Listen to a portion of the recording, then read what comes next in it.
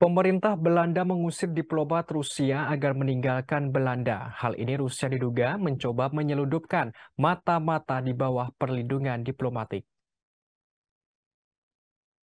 Menteri Luar Negeri Belanda, Wopke Hoekstra, memberikan penjelasan. Ia menegaskan sejumlah diplomat Rusia harus meninggalkan Belanda. Menteri Luar Negeri Belanda menuduh Moskow mencoba menyelundupkan mata-mata ke negaranya yang menjadi rumah bagi lembaga-lembaga, termasuk Pengadilan Kriminal Internasional dan Pengawas Senjata Kimia Global.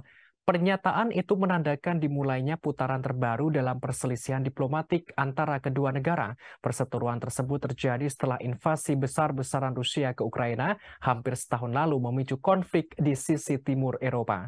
Diungkapkan sebenarnya Belanda berupaya untuk menemukan solusi, namun Rusia terus berusaha memasukkan petugas intelijen ke Belanda di bawah perlindungan diplomatik.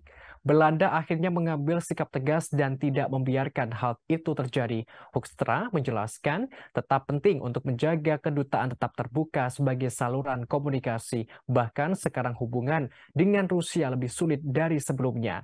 Para diplomat Rusia diberi waktu 2 minggu untuk meninggalkan negara itu. Pemerintah Belanda mengatakan telah memutuskan untuk membatasi jumlah diplomat di kedutaan Rusia di Den Haag. Hal itu agar sesuai dengan jumlah diplomat di kedutaan Belanda di Moskow.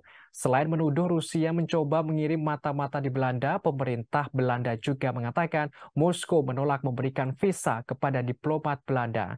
Hal ini untuk menjadi staf hal ini untuk menjadi staf konsulat Belanda di Saint Petersburg dan kedutaan di ibu kota Rusia. Pemerintah Belanda lalu membalas dengan menutup konsulatnya di Saint Petersburg. Sementara itu Rusia akan sesegera mungkin angkat bicara merespons langkah Belanda itu. Terima kasih sudah nonton. Jangan lupa like, subscribe, dan share ya.